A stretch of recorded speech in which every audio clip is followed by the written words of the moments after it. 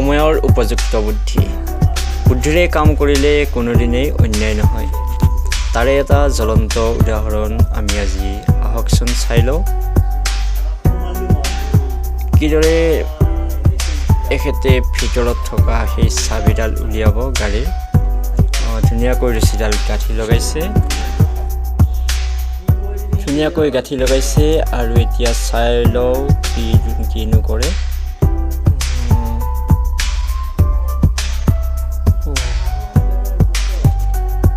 ধুনীয়াকৈ দৰজাখনৰ ফাকে ৰছীডাল সোমোৱাই দিছে আৰু লাহে লাহে ভিতৰলৈ টনা যেন কৰিছে আহকচোন বাৰু কিদৰে ধুনীয়াকৈ লকত লগাই দিলে